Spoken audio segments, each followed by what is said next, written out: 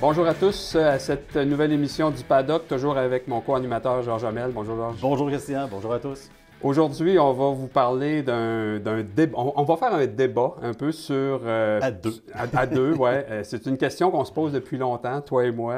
On n'a jamais eu de réponse spécifique. On verra si on en a une à la fin de l'émission. Qui sont les meilleurs pilotes? Les pilotes de F1 ou les pilotes de rallye? Il y a toutes sortes de choses qu'on peut dire à ce sujet-là. Premièrement, on va parler des circuits. Les circuits en F1, bien, c'est contrôlé, il y a des barrières, c'est sécuritaire, il y a des médecins tout autour. Les circuits en rallye, c'est un peu différent. On l'a vécu, on sait qu'est-ce que c'est des circuits en rallye. On en a assisté à un il y a quelques années, puis comme de fait, c'est un autre monde complètement. Par contre, lorsqu'on parle de protection, etc., la Formule 1, on est dans un circuit qui est fermé. Le rallye n'est pas nécessairement moins sécuritaire. C'est ça qui est le plus surprenant, parce que le rallye donne quand même d'excellents résultats, parce que la protection des voitures est extraordinaire. Réellement, ces voitures-là sont très Parce que c'est le seul moyen de protéger les pilotes, c'est l'habitacle de la voiture. Oui. Parce qu'on ne retrouve aucune barrière. Les arbres sont parfois juste à côté du chemin. Les fossés sont là. Les grosses roches. Tout à fait. Évidemment, pas besoin de vous le dire non plus. En F1, on court sur l'asphalte, parfois humide, mais sur l'asphalte, tout simplement. Oui. Alors qu'en rallye, bien, on court sur le gravier, dans la boue, sur le sable, l'asphalte. Oui, à l'occasion. La glace, la neige, on en voit de toutes les sortes. Et tu peux voir tout ça dans la même journée ou dans le même rallye. Donc, la capacité d'adaptation en rallye est sûrement une qualité que tu dois avoir encore plus qu'en F1. Je ne dis pas que... Oui. L'autre chose aussi, c'est qu'un pilote de F1 peut faire des centaines de tours avant la course sur le même circuit, peut en faire des milliers dans le simulateur s'il le veut. Oui. Alors qu'en rallye, il faut oublier ça. Là. Ils font 2 ou 3 reconnaissances à basse vitesse avant l'étape, mais ça s'arrête là. Avec ton coéquipier hyper important qui te transmet toutes les informations, qui est à mémoire en fait, parce que tu ne peux pas te rappeler d'un circuit de rallye au complet, c'est impossible. Mais en F1, tu n'as pas ça. Oui, ça c'est une grosse différence aussi. C'est que en rallye, bien, on doit compter sur notre copilote qui fait partie de l'équipe à 100 là. Un pilote de rallye, c'est un travail individuel dans une équipe de 2. Oui. Tandis qu'un pilote de F1 est laissé à lui-même, mais bénéficie des conseils, s'il veut bien les écouter. On en a parlé à la dernière émission, ils ne sont pas toujours... mais tu bénéficies normalement des conseils de ton équipe dans le micro. Et ça, c'est très différent parce que un pilote de rallye a constamment de l'information qui lui provient de son copilote. Sans arrêt. Alors qu'en F1, oui, on sait qu'il y a une communication entre les puits et le pilote, mais pour de longues périodes, il n'y a pas de communication et on s'en sort relativement bien. Mais il y a quand même pas mal, parce qu'on n'entend pas tout. Hein? Oui. Il y a des choses qui ne sont pas dites. Il y a un fil de 10 secondes, si je me rappelle bien, là, qui est fort nécessaire des fois, semble-t-il. On pourrait résumer ce qu'on vient de dire par le fait qu'en F1, un pilote doit être constant presque au millième de seconde, tour après tour, alors qu'en rallye, c'est une adaptation constante. C'est très différent. C'est deux mondes là-dessus. C'est vraiment... Je trouve que... On a déjà eu cette discussion-là il y a bien longtemps. Le pilote de rallye d'aujourd'hui aurait extrêmement bien fait dans une Formule 1 des années 50, 60, 70, qui demandait beaucoup de contrôle en dérapage. Ouais. Quand l'aérodynamique est arrivée, il y a plusieurs pilotes en F1 qui se sont retrouvés un petit peu mal pris. Parce que là, ils disent, oh, attends une minute, là, ça ne se contrôle plus de la même façon. Puis là, ce n'est plus de glisser la voiture, c'est d'y aller avec le moins de glissade possible. Et la Formule 1, le gros changement qui est arrivé, c'est vraiment l'effet de ça en 78, entre autres. Est-ce que moi, personnellement, je trouve que les pilotes de rallye ont plus de talent, entre guillemets, que les pilotes de F1. Et pourquoi? C'est parce que je me dis, en F1, je pense que tu peux devenir bon parce que c'est de la répétition. Plus tu répètes quelque chose, tu refais le même tour des milliers, des milliers de fois, tu vas finir par être bon si tu as un talent minimum. On s'entend, il faut avoir un talent minimal. Alors qu'en rallye, c'est constamment une adaptation. Personnellement, moi, c'est ce que je ressens. Moi, je pense que ça demande des qualités différentes et qu'à ce moment-là, c'est très difficile d'avoir une conclusion, à savoir est-ce qu'il y a une classe qui est meilleure que l'autre. Sinon, allons parler du pilote d'accélération. Es-tu mauvais pour autant? Lui, là, ça va probablement être le meilleur de la gang. La lumière devient verte, c'est lui qui décolle le premier. Ça revient au réflexe. Au réflexe. Les réflexes, en F1, il faut avoir de très bons réflexes au départ, évidemment, pour partir au bon moment, quand les rouges s'éteignent. Manœuvre de dépassement. Manœuvre de dépassement, surtout, en tout cas, dans les premiers tours, avoir des bons réflexes pour réagir à ce qui se passe autour de soi, parce que les voitures sont des fois à 3-4 de large. Par contre, une fois que les 2-3 premiers tours sont passés, les réflexes en F1, on s'en sert un peu moins. Par contre, si tu suis une autre voiture qui fait un tête-à-queue devant toi, il faut que tu aies le bon réflexe. Gauche, droite, est-ce que je freine, est-ce que je réaccélère? Parce que ça roule à 250-300 km/h, voilà. Contrairement au rallye où les vitesses sont... C'est des réflexes dans un autre monde, littéralement. En rallye, c'est une autre histoire aussi. Parce qu'en rallye, c'est constant. Ils doivent avoir des réflexes à tous les virages, à toutes les manœuvres. Oui, mais on te prévient du virage. Tout à fait. Catégorie 3, catégorie 4, catégorie 5, catégorie 1, ligne droite. Tu peux te reposer, tu as 5 secondes. Ouais.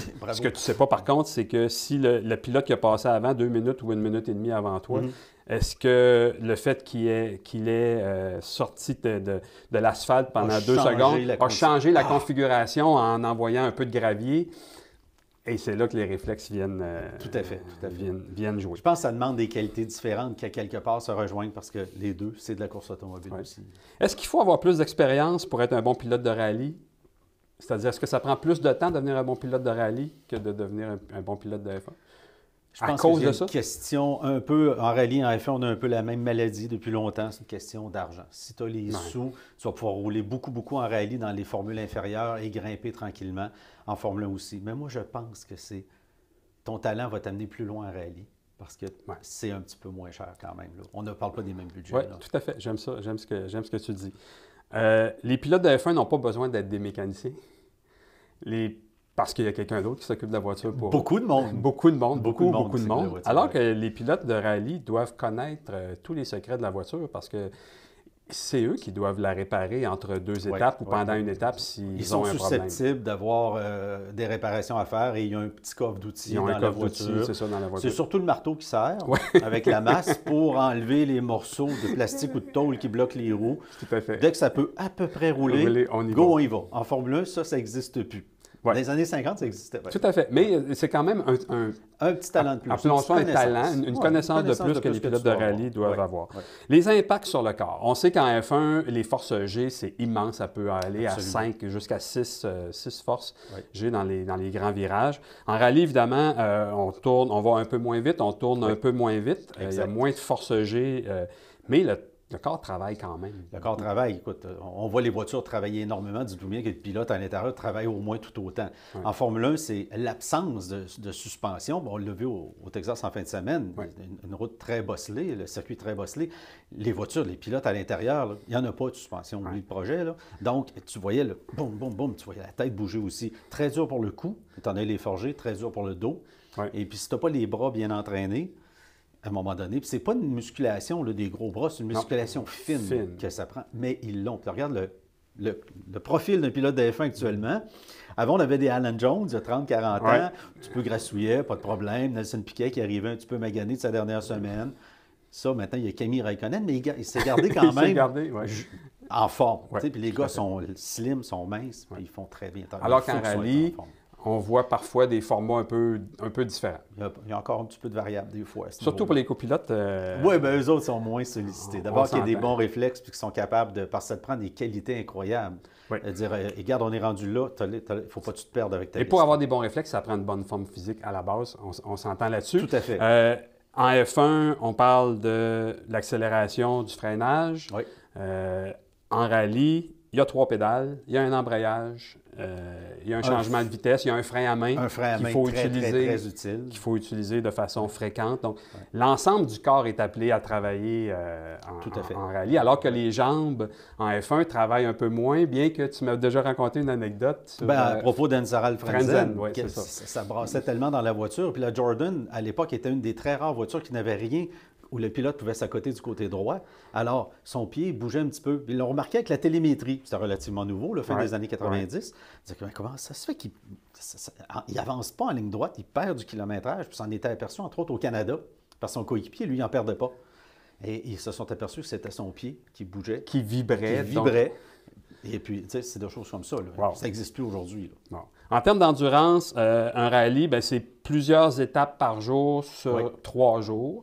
Alors qu'en F1, oui, il y a des séances de pratique, il y a une qualification, mais ça dure moins de 2 heures une course pendant la journée. C'est des sprints en F1 par rapport à ce que les pilotes de rallye font. Oui, puis blesse-toi pas en rallye à la première journée, parce que tu vas trouver ton rallye pas mal long. Pas mal long, effectivement. Est-ce qu'on peut dire qu'en F1, c'est de piloter c'est de ne pas aller à la limite, mais de presque l'atteindre, alors qu'en rallye, il faut trouver la limite et toujours la dépasser un petit peu. Est-ce que c'est ça la différence entre les deux? J'aime beaucoup ce que tu viens de dire, parce que c'est vraiment ça. Alain Prost a basé sa carrière comme ça, en étant toujours à quelques pourcentages en bas. Ouais. Hein? Eh bien, tu restes sur la piste, mais à la fin, il ne faut pas que tu glisses. Une glissade, c'est fini. Et quand on regarde les reportages, les animateurs, les spécialistes le disent « Ah, il a dérapé dans sa dernière course, et là, il arrive 3 dixièmes en retard, alors qu'il est 1 dixième avant. Ouais. » Le rallye, si ton dérapage est beau, et bien contrôlé dans la courbe, et tu t'es bien placé à la sortie avec une belle glissade, wow! Ça nous amène à parler des pilotes de F1 qui... Par exemple, Gilles Villeneuve. Oui. Personnellement, je pense que Gilles Villeneuve aurait été un excellent pilote de rallye. Bon, ben on ne chicanera pas là-dessus. Non. Tu es d'accord aussi? Pourquoi il aurait été un excellent pilote de rallye? C'est parce qu'il avait une polyvalence. On l'a vu en Can-Am. Il était sur une Wolf, je me rappelle bien. Ouais. Il avait une capacité extraordinaire, elle brisait tout le temps après 8 tours. Mais dans les 8 tours qu'il faisait, il était en avant. Ouais. On l'a vu avancer en Formule Ford dans des conditions épouvantables, avec une voiture tout croche. Il gagnait quand même. Ouais. Arrive en Formule Atlantique. Déluge complet au Manitoba à Gimli, sur un circuit qui est devenu une espèce de piste d'accélération aujourd'hui. Ouais. Qui roulait en avant de tout le monde? Gilles Villeneuve. Et enfin? En motoneige, évidemment. Motoneige, regarde. Alors, si tu es capable de mener de motoneige comme lui, tu es capable de le mener, bien là, tu peux conduire à peu près n'importe quoi. On ne l'aura jamais vu, il n'aura jamais essayé. Il n'aura jamais eu l'occasion d'essayer le rallye. Ouais. Carlos Sainz Jr., c'est le fils de Carlos Sainz, qui est un grand champion de rallye provenant d'Espagne. Donc, Carlos Sainz Jr. a débuté sa carrière automobile, bien sûr, en suivant son père, en faisant du rallye. Et il a dit récemment dans une entrevue qu'il en faisait encore et que ça lui permettait de développer des habiletés qu'il pouvait utiliser en F1. Ça peut, c'est intéressant. J'y crois beaucoup. Et puis, c'est rare, cette polyvalence-là, aujourd'hui. C'est tellement demandant d'être un pilote professionnel, peu importe que ce soit en prototype pour Audi, par exemple, ou pour Porsche, ou en Formule 1.